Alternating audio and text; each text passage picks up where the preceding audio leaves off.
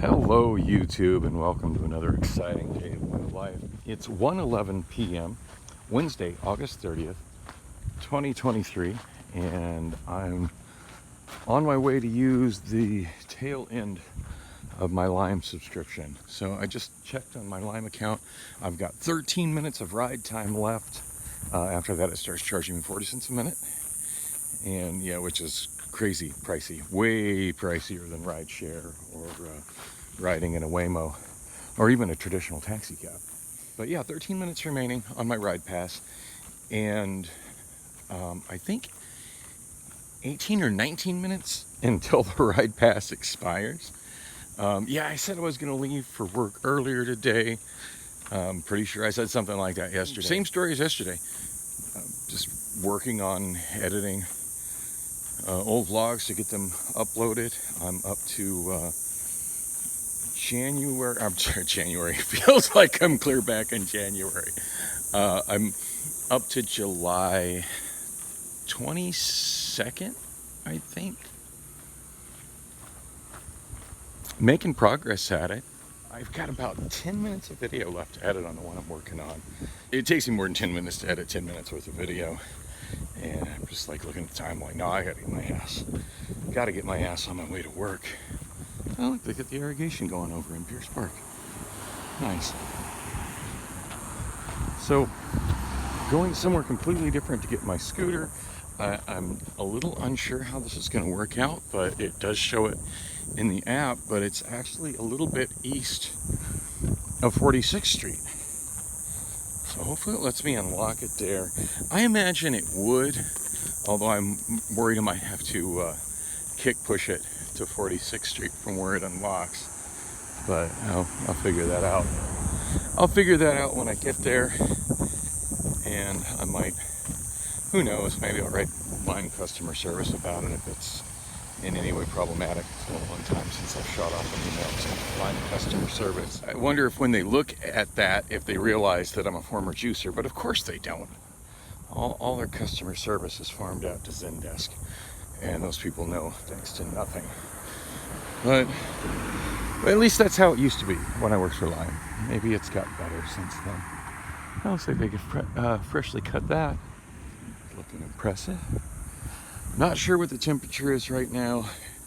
I want to say it's in the low 100s.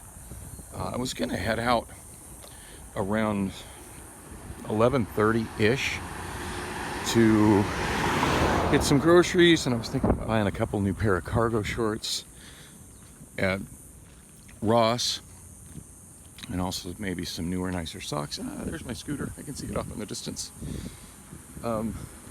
Thinking about doing that, and I stepped outside. It was like 100, 101 at the time. I stepped out, walked to my car, which at the moment still has essentially no air conditioning, and I was just like, you know what? Nope.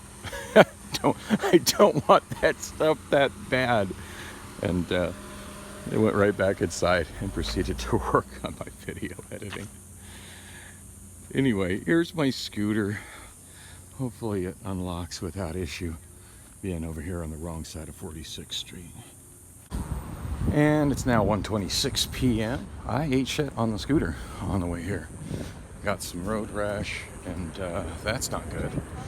I haven't really had time to stop and check out my injury. That appears to be the worst of it on my wrist, but so got my arm pretty good. I feel like I got my leg and part of my knee as well. Yeah, I don't have time to stop and look at that right now. I can tell I don't have any broken bones, you know, so yeah, the important thing at this point is just me getting my ass to work on time. So once I get clocked in, I'll head into the bathroom and make sure it's all cleaned up. I'm sure it's just a minor flesh wound.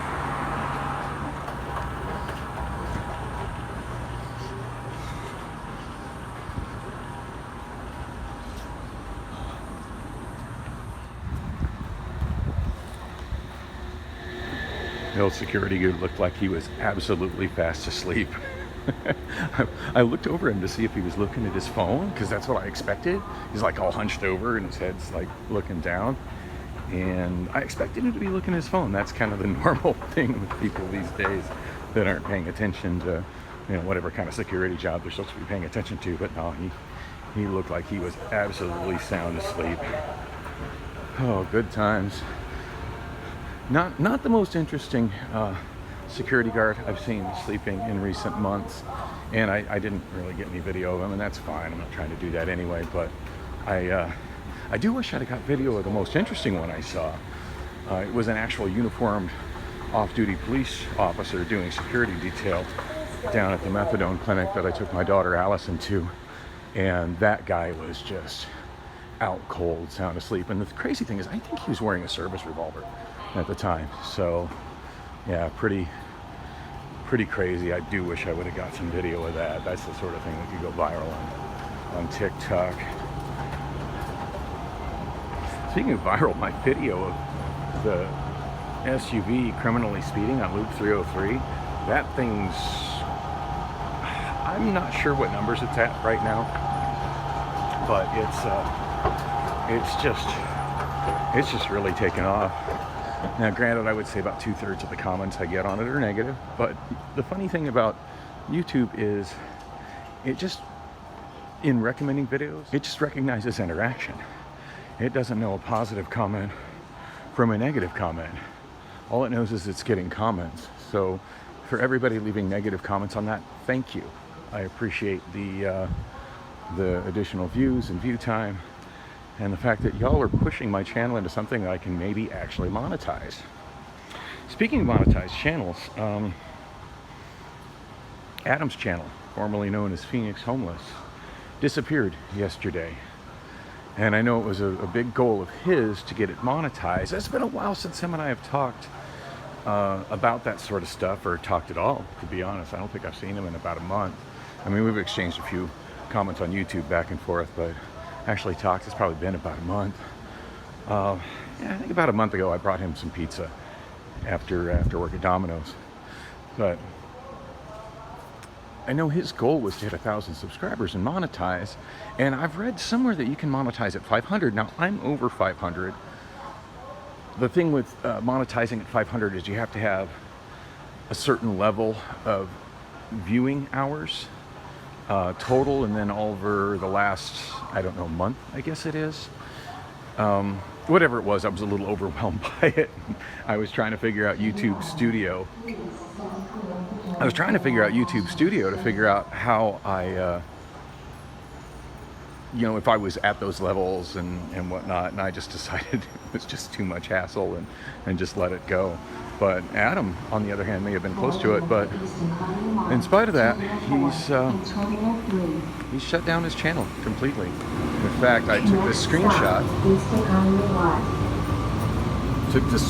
Here when I was trying to watch a couple of his videos from my pop-up suggestions that I've been subscribed to him for a long time. I don't know quite what to make of that, and I wonder if that means he's permanently deleted it and deleted the account to the point it can't be recovered. I really don't know, but I do know he was really serious about getting up to 1,000 views, but it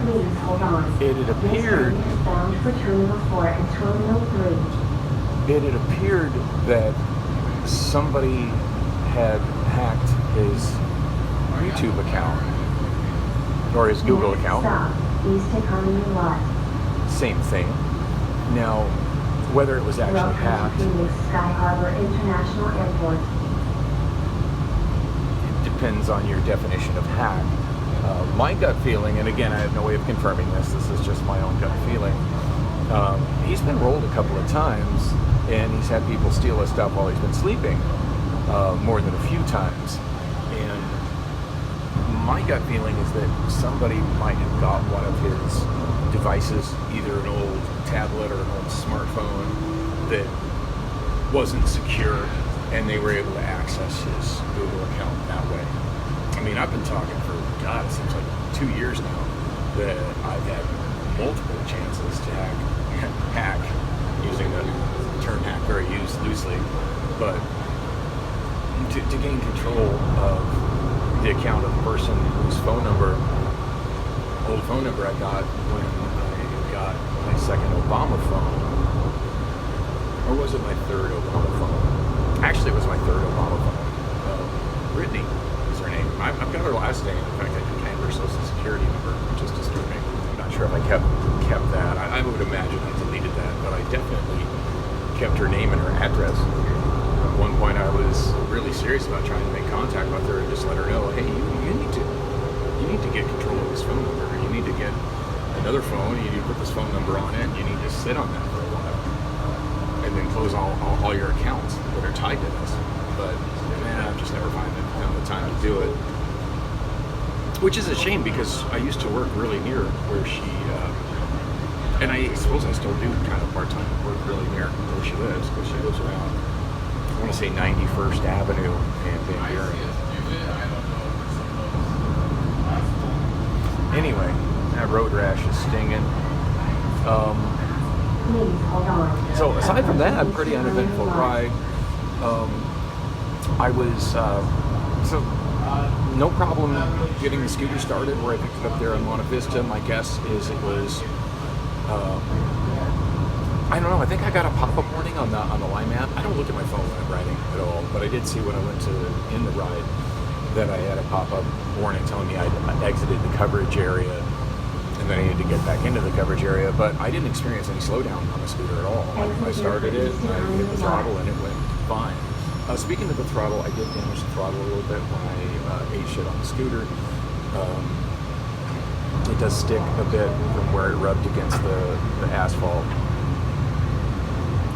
It's not unusual to see rental scooters that have that damage on them already, and it's something I'm used to dealing with. Basically, what it causes the throttle to do is not just automatically release when you take your thumb off of it, so you have to kind of use the back of your thumb to lift it up when you want to slow down, which, yeah, I rode plenty of scooters like that, so it didn't mess me up. I could see where it would mess somebody else up. It did mess me up a little bit when I got back up and tried to ride again, but I quickly realized what the issue was and took control of the scooter. There was a woman that saw me do it. I wiped out right in front of her. She looked kind of shocked, but I'm thinking she was homeless and is still sort of in her own sort of daze. She didn't say anything. I just kind of cussed the situation out, picked myself up, looked to make sure I wasn't bleeding profusely, and that the scooter wasn't horrifically damaged, and got myself back on it. My main concern at that point being running out of time on my Lime subscription and being late to work. Just reminiscent of that time I got hit by the car, and my focus wasn't as much on the car that hit me as much as once I established that I wasn't seriously injured, my focus was not missing my bus and getting my therapy at my own time. One of these years I really do want to get some kind of camera so I can shoot video while I'm riding, but we're Monte Vista, 46th Street, south of Palm to the first left past the school. I think I know what street that is, but I don't. But that street goes straight south, and then it goes around a corner and goes straight west and comes out just north of the CVS. It comes out just north of the CVS on 44th Street. Anyway, turning left on that. Generally what I do when I hit that intersection is I approach it, look to see if there's a break in northbound traffic, and if I can, I cross that half of the road there and get to the median, and then wait for a break in traffic goes south. Yeah, I missed that by just the tiniest bit. Like, there was no traffic as I was approaching, and then right when I got to that intersection, it was like a wall of traffic coming north, but there's no way I was going to risk cutting in front of. So I shot south on the sidewalk, and then right as I got to the driveway, the northernmost driveway coming out of CVS, the car, and they didn't pull directly in front of me or anything like that, but the car was sitting in the driveway waiting to turn right and go north on 44th, and I don't blame the car for being there. They were completely blocking the sidewalk, and I don't even blame the car on that one. I blame that on the city of Phoenix for the curb form factor, the driveway curb form factor that is used right there. It's been a thing for, I want to say about 15, maybe 20 years, and it's something I've been wanting to make a video about, and I know I've mentioned it in other videos, but there's two different general curb designs that I use in Phoenix. One where the curb just simply slopes down to allow cars to enter and exit the street, and one where the curb curves inward, and then the place where pedestrians are supposed to cross is recessed back away from the actual edge of the road and the curve. And I find those extremely problematic because they basically encourage cars and force cars to block the sidewalk, and it also stops anybody who's going on the sidewalk from having a straight path to travel, which is problematic for somebody. Now granted, I was on a PDB, I'm not supposed to be on the sidewalk on a PDB, but for somebody that's on any kind of mobility device or in a wheelchair, it's problematic. So anyway, my way of dealing with it, because I didn't want to break this driver stop, was just to swerve to the left and go behind the car and enter the parking lot there in front of the CVS, which I've done many times, not a problem. But where I went wrong is I forgot right as that driveway hits the front of the CVS building, where it lines up with that, where the other driveway goes east and west and out to the street, which is right by where the bus stop is. Right at that point, there's a speed bump that's also kind of like a raised crosswalk for pedestrians going from the bus stop into the strip mall. And I kind of forgot it was there. I mean, I could see it, I was looking right at it, but I kind of forgot just how much of a bump it was. And it threw my balance off to the point that I wiped off the scooter, doubled that over heel, and yes, my knee is bleeding as well. Anyway, it's not so bad that I need to stop and call 911 or anything like that. I mean, I just dust myself up and get back on the scooter and get my ass to work. So 1:40 right now. I will be arriving at work in plenty of time. We're traveling right now over where Terminal 2 used to be. In fact, if you see that parking lot directly in front of me, and then the driveway, the roadway there that's right in front of it, that was the road that went directly in front of Terminal 2. So Terminal 2 used to be across that road with all the outdoors facing that parking. They now call that parking lot the signs I see call it park and walk.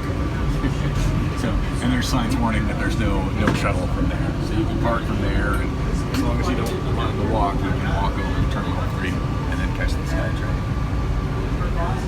I did see a sign saying that there's a thing called West Economy parking. I don't know what West Economy parking is. I do recall maybe about 2 weeks ago, somebody from the airport asking me, as they were getting on the SkyTrain, if this was a train headed to West Economy parking. And I said I didn't know anything about West Economy parking, but this train will get them East Economy parking. Do you mean East Economy parking? At which point they just kind of gave me a disgusted look and walked off. But I did see a sign at West Economy parking the other day driving through. So obviously there's much more I need to learn about the layout of the airport. But as you can see when I shoot video all the way across on the SkyTrain, this airport and all the surrounding property that goes with the airport is absolutely huge. But I'm so glad it's still centrally located in the city, and that Phoenix never went the route of Denver and closed down their centrally located airport like Denver did with Stapleton, and then opened something that's a ridiculously large distance away from the city. So, as cool as DIA is, it takes a long time to get from DIA to downtown Denver or anywhere in the southern or western part of the Denver metro area. And the Denver metro area is considerably small. Next stop, Rental Car Center. So they got this paved a few days ago and still don't have it open. The road that's going to connect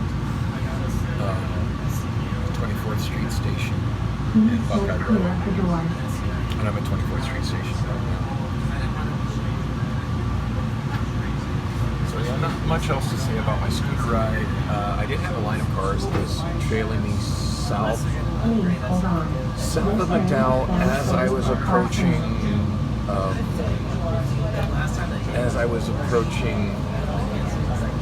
oh hell, I forget the name of the street. The one where the school is, where the stoplight is. As I was approaching that street, there was a car that was tailing me that really couldn't change lanes because there was traffic in the adjacent lane. Seemed awfully frustrated that they had to slow down to my speed. I noticed there was a line of cars behind it. And, you know, I do feel bad because people, the bottom line is, I'm not supposed to be on the sidewalk. Me being on the sidewalk is a large part of why I have road crash right now. So, yeah, the city of Phoenix really needs to make a separated bike lane along 44th Street. It's just as simple as that. As long as slow-moving vehicles, PEVs, and bicycles, and things of that nature, have to share the road with, or should I say, this road with motor vehicles. The motor vehicles in the right lane are going to have to slow down when they're behind them. That's just the way it is. That's the law. Now, when I got to, it's killing me, I can't remember the name of the street. Anyway, when I got to the traffic light by the school, right as me and the guy behind me were approaching, the light was changing. I went through it. I'm pretty sure it was still green or maybe turned yellow as I was halfway through it. I don't see why they couldn't follow me through it.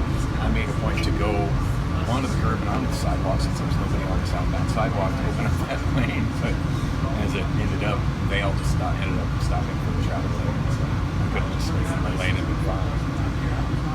And the rest of the ride, pretty uneventful. Pretty uneventful. That brings me to here, and I'm just about to the plane taking off right there. Close to the car rental center. In fact, that's the vehicular entrance to the car rental center. Yeah, I'm not sure that entrance is really used by anybody. Over there where those signs are, that's where the rental car return is.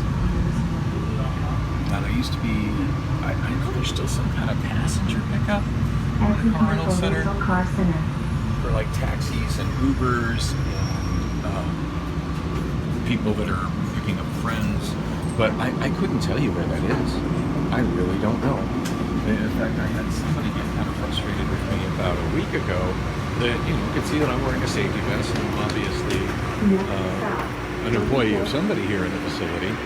And I do love to help people out. I mean, I consider myself a part of what bills itself as America's friendliest airport, and I try to be friendly and helpful to people. But when he asked about that, so I don't know where you're going, but I would suggest taking the SkyTrain over to 44th Street Station and getting yourself an Uber there. And he looked really annoyed. He's like, no, it's coming here. It's right by here. I just need to know where to go. And I'm like, well, good luck with that.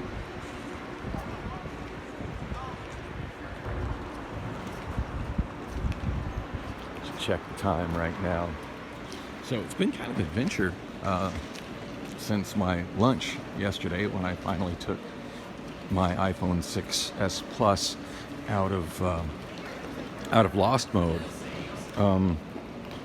I've never had two iPhones simultaneously before, and there's some interesting things that you can do when you have two working iPhones at the same time.